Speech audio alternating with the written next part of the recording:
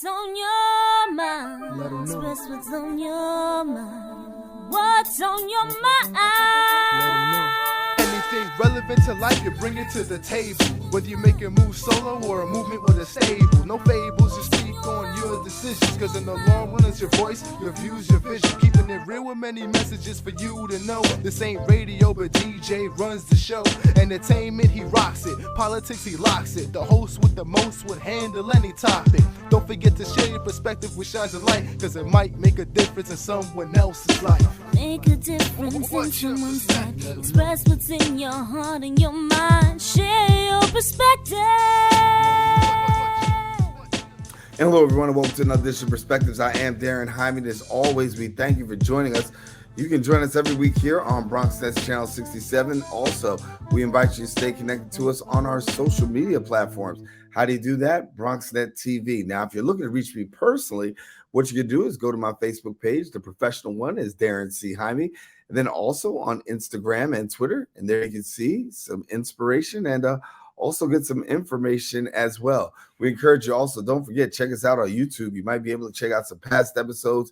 Leave a comment, let us know what you think, and certainly share your perspective because we know that it does make a difference. Well, we are first up talking about the issue of human trafficking. It includes child and sex trafficking. It's increased worldwide, including cases in New York City. In recent years, the United States is now the fastest growing organized criminal activity when you talk about the word human trafficking. Here to share some expert insight as well as some expertise in this is one that has some experience and can give us some insight. We're pleased to be joined by Dr. Alice Farrell, and she's the president and CEO of Olive Branch Clinical and Consulting Services. She has over 3 decades worth of clinical social work. She's also been an international trainer, a motivational speaker, as well as a clinical consultant. She also has received and actively participated in many behavioral health forums, also child welfare, juvenile justice, and education-related reforms that have promoted equity across the systems. And we're pleased to have her joining us now. And Dr. Farrell, thank you so much for being with us. Thank you so much for allowing me to come to share a little bit. Much appreciated.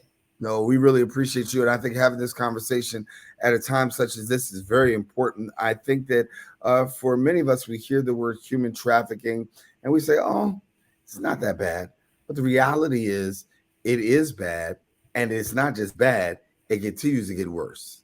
Yeah, absolutely. And when we're thinking about human trafficking, sometimes we think about just one aspect of human trafficking. And so we limit our understanding. We limit our exploration of ways to address the issues because we do not necessarily go outside and see all of the different aspects of human trafficking. So just having the opportunity just to bring a little bit of an awareness around this, particularly as we're in this space of domestic violence, National Domestic Violence Month, my piece would be to really share today on the different categories, if you will. Yeah. And as I said, it's continuing to rise. We're seeing it rise worldwide, and we're also seeing it rise across the United States. Give us a little insight as to some of the pockets of places in the United States where these numbers are continuing to skyrocket when it comes to human trafficking. All right. So just in terms of kind of contextualizing this, we are going to touch on intimate partner violence, and we're going to do the human trafficking piece. I want to share initially that when we think about intimate partner violence and the increase of violence against women and victims internationally, that is skyrocketing behind the COVID-19. So that in and of itself is an issue. Now, when we're thinking about human trafficking, in some of the latest reports, we see that particularly California, Texas, and Florida has some high numbers. We're seeing, and I did look at one that said New York is among the top hubs, just reading it verbatim, for human trafficking activities, being the most international multicultural metropolis in U.S. with its share of poor population and criminal organization. But the reports are stating that This is going on all around in the United States and across international waters. Now, when we think about human trafficking, we want to pause and think sex trafficking, yes, forced labor, and domestic servitude. Sometimes we stop at the sex trafficking and not necessarily see these other areas. So talk about those other areas because some of us may not be so familiar with these other areas. You hit the nail on the head. Sure. We talk about one, but we're really not so key on the others. Let's uplift these others that don't get as much publicity. Absolutely, absolutely. So I'll segue with giving a little bit on the sex trafficking. I'll move very quickly into the forced labor and then over to the domestic servitude. So when we're thinking about sex trafficking, everyone, in this space, the trafficker may use force, threat, um, may use caution to exploit an individual to have sex for money, right? And so they use intimidation, manipulation, they're using threats of retaliation, threats to harm their family members or the individual themselves. When we get into that space, we can also see where traffickers are also using the kind of that thing of luring the promise of love. That is a a reality where traffickers kind of look for those vulnerable individuals, whether they're children or individuals without lawful immigration status, those in debt, those who are impoverished, disabled, to name a few.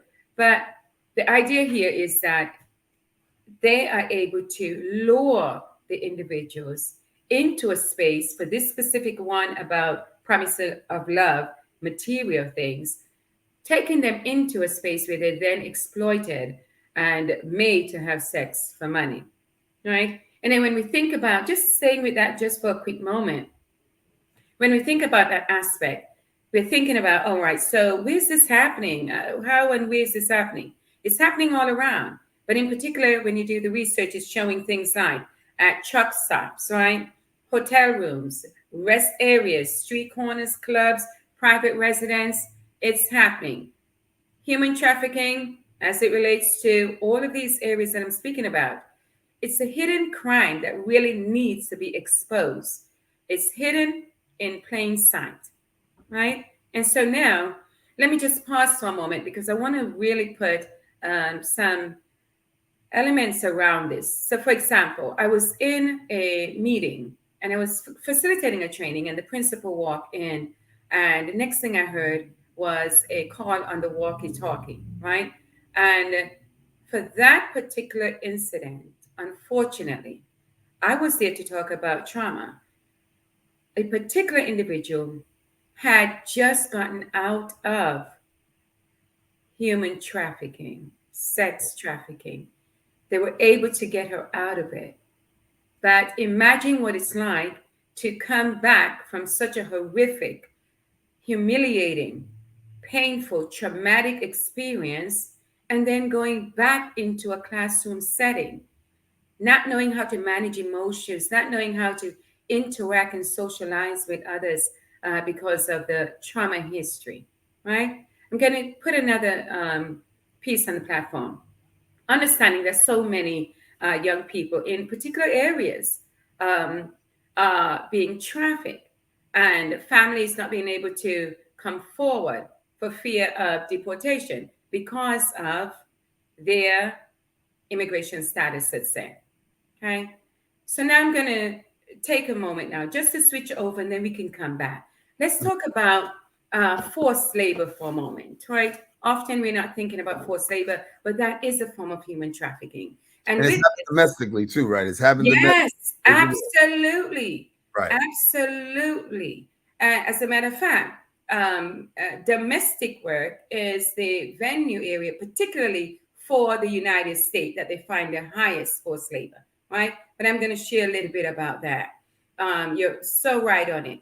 So when we think about forced labor, it's occurring when individuals are pretty much, they are compelled against their will to provide the work, to provide the service, to do the labor, and they're forced or through fraud, or again, caution, right? And the crime happens in the US and overseas. Let me give you one number based on what I saw. The International Labor Organization estimated 24.9 million people around the globe were in forced labor as of 2016. That's 24.9 million.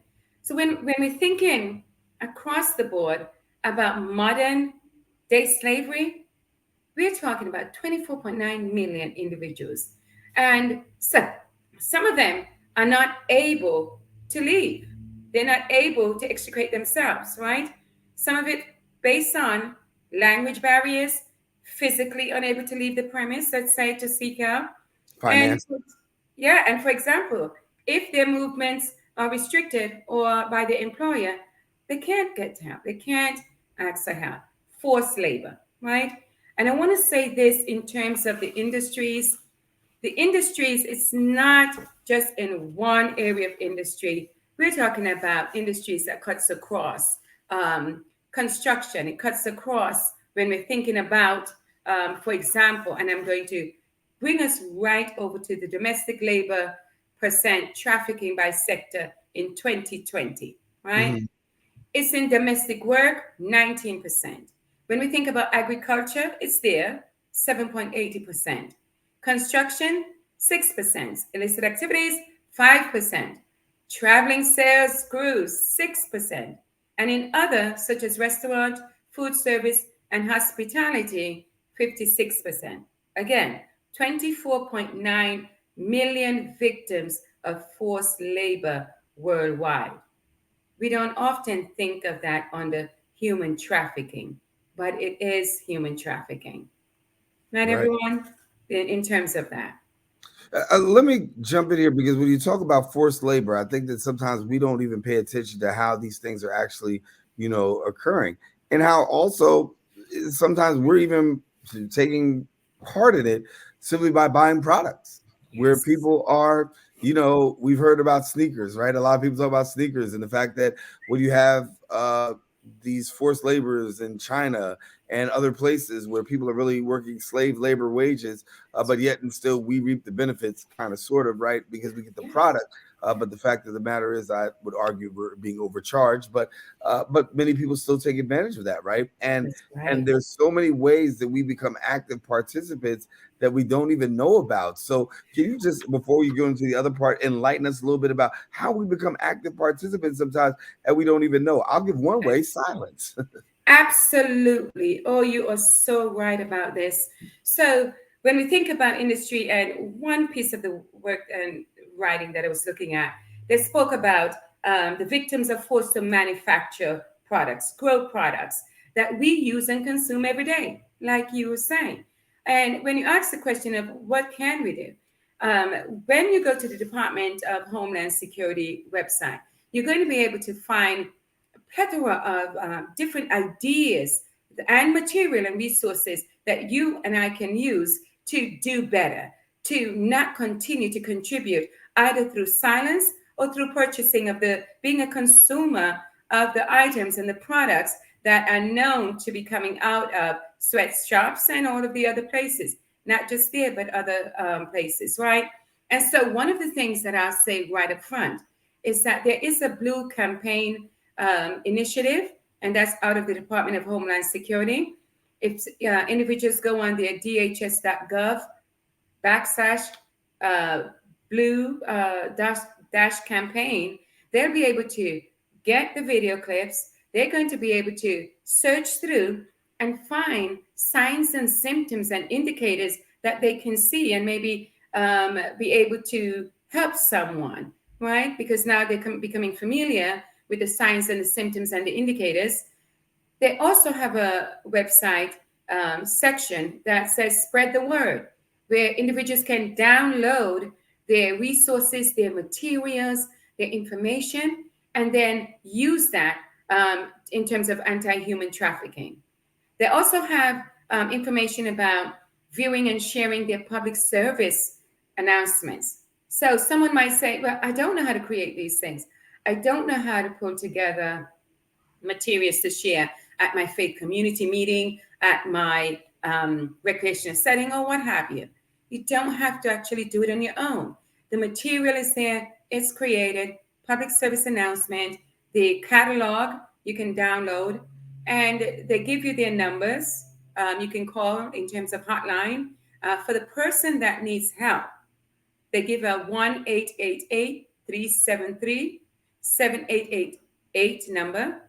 If they're trying to report on the website, they'll give you the tip line, they'll give you the form submission line, and they'll give you also the information that you can do if you're doing a telephone call, right? The last thing I want to say is that they also give you the option to get help to text. You can actually text help or info to Be Free, and BEFREE. All of it is on their website. Mm-hmm. In terms of consumer becoming a more informed consumer, it's on us. It's on us. We are in a position that all of the information is online, that we can, if we see and desire to do something, we can go on the Department of Labor website. So that's your Department of Labor website. And they actually have it where it's a list of goods that could be subject to human trafficking. And child labor, it's dol.gov/ILAB/report/list-of-goods. I'm sure we can get that out to folks. Yeah, we'll definitely put the as a matter of fact, while we're talking, we see the website up right now that you can go ahead and recognize about human trafficking, and then also the National Human Trafficking text number that you can help right now. Those are the numbers that you could actually go, and if you want information or want to report, certainly you can go ahead and be able to do that as well. I want to come back and talk more with the doctor, but I got to take a quick break here on the show. So we'll be right back here on Perspectives with yours truly, Daren Jaime.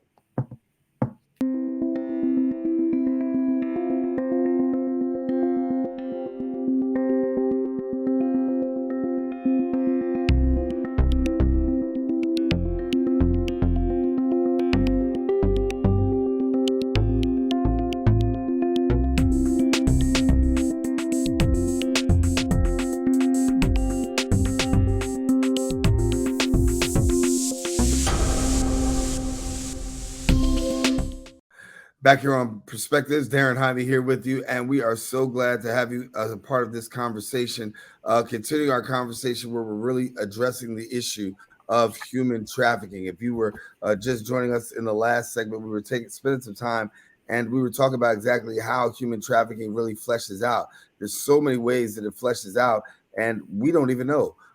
It could be in simple things, forced labor, domestic labor, things that Dr. Alice Farrell, who's been our guest, has shared really to open the door for us to pay attention, but not just also to pay attention, but possibly for those of us that can and will to be able to take action, because so many times we might have it right up under our doorstep. So many times we may have it right close to us that there is something that we can do. But because we don't know, or because we're so busy in our busy lives, we could be walking right past the situation and not even understanding what is actually going on. And so I want to talk a little bit, Dr. Farrell, about this word, because in the COVID-19 pandemic, there was a lot that was said. There was what's called the shadow pandemic that was going on. And that shadow pandemic, people are still dealing with right now. But for somebody who doesn't know about the shadow pandemic, let's talk about that. All right, wonderful. So when we're thinking about shadow pandemic, it's a term coming out of the United Nations looking at the increase in intimate partner violence against women across the globe. And what we saw was that there was an increase in brutality, murdering of women and girls. And the idea here is, hey, we do have this COVID pandemic going on, right? We have that going on, but underneath that, this COVID-19 overshadowing, we have this horrific thing happening. So when you think about in 1 hour, 6 women killed every hour around the world.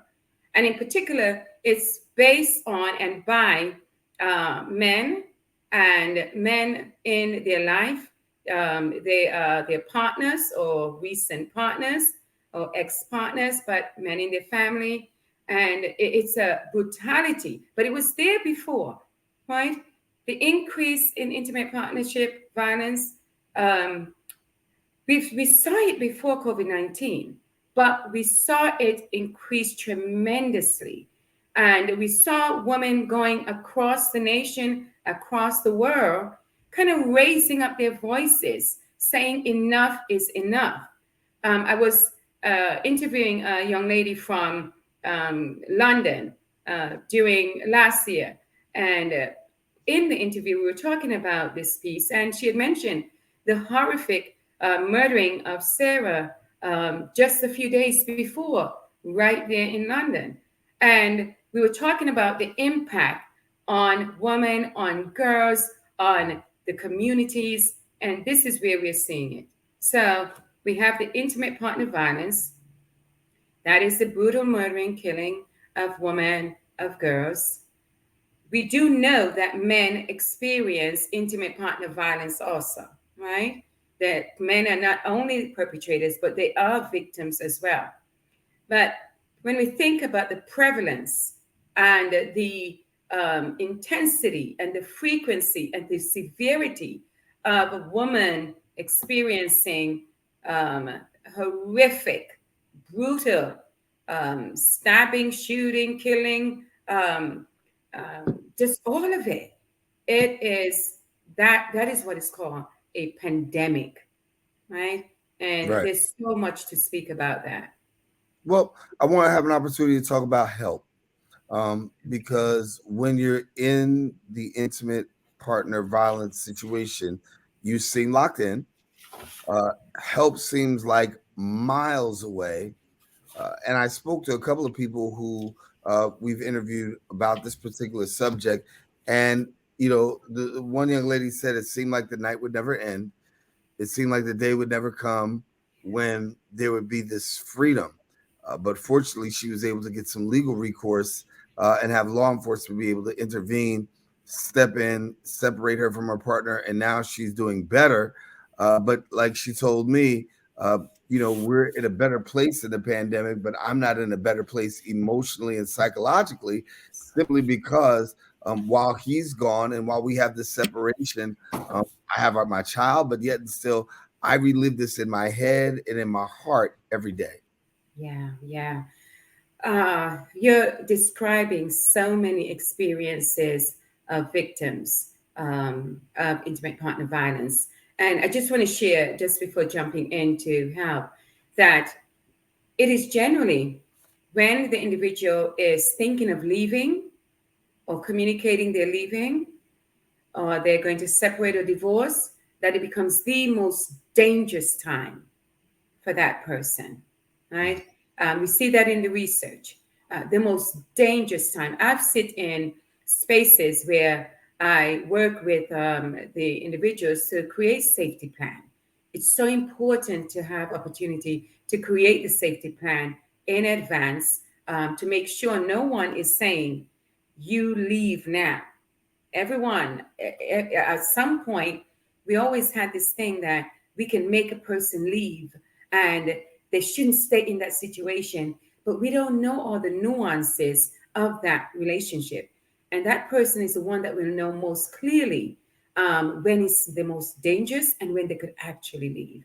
And so when we're thinking about that, and then the emotional piece that you just highlighted, many individuals, if we think about trauma for a quick moment, and what the definition is, it's really looking at any event or series of events or circumstances where a person find themselves experiencing something harmful or threatening, physically, emotionally, and it has lasting impact, right, on their emotions, their mental health, physical health, their spiritual health.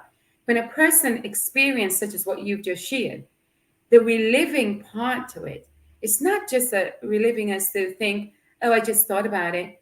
Some individuals actually relive and experience the actual trauma, the actual pain, all of it. So it is a debilitating, it has a debilitating impact on the ability for individuals to function. And so seeking help, right? So let's think about seeking help for the moment. We know that there is the domestic hotline, national domestic hotline. The number, they have a text line. We know, though, that during COVID-19, they were overtasked. I called for and waited for 45 minutes to get someone on the line. And the reason I did is because I needed to make sure the information I was giving people who were asking it was accurate.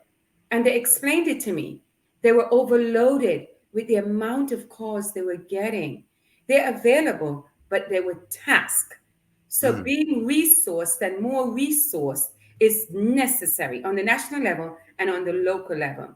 Everyone should be able to go on the website and gather the information, their brochure, their materials that they can use to educate and raise awareness in all of the setting, in small group conversation, at the kitchen table, in the larger discussion. Make it part of the conversation so that everyone can be aware of the prevalence of it.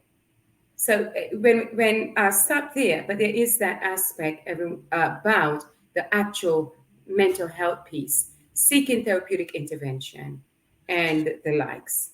I wanted to take one moment before we get ready to wrap up and talk a little bit about this, because this is going to come up on another show that you and I are getting ready to do, and that is the disparity between, when it comes to the services, when it comes to treatment that's available. There are disparities when it comes to race, when it comes to this. Yes, absolutely. And COVID-19 really showed many of us what we already knew, that disparities in terms of individuals of color being able to access services, access quality care in a timely manner and for the length of time they need it. Individuals able to access culturally competent services. It just wasn't there. And it continues to be a problem, even though the research is saying the most effective treatment includes those that are culturally competently given, meaning culturally competent, culturally responsive, culturally attuning to the individuals within their sphere that they're working with, and when they're linguistically appropriate. The research tells us that. However, we're not always seeing that. And so the disparities continue: lack of access, lack of appropriate care, lack of communication in the language that is appropriate for the individuals. And so then you find what I call institutional racism and disparities and biases and prejudices inside of medicine, whether it's physical or behavioral health care across the board. Yeah. Well, Dr. Alex Farrell, I want to thank you for being with us here on the show. Obviously, a lot to talk about. I want to tell our viewers that, this conversation about disparities in healthcare, we're going to talk about that on the next episode of Perspective. Dr. Alex will be our guest again. But in this month, we want to bring issues. We want to bring awareness. We want to highlight so that way we can do better in the area of public service and public awareness. I am Daren Jaime, and Dr. Farrell, again, thank you again for joining us and being with us. It's been a pleasure having you, and you're going to see her again on our next show. But I'm Daren Jaime for all of us here on the Set of Perspectives. Be sure to share your perspective with somebody else, because you just don't know. It might make a difference in someone else's life. Take care.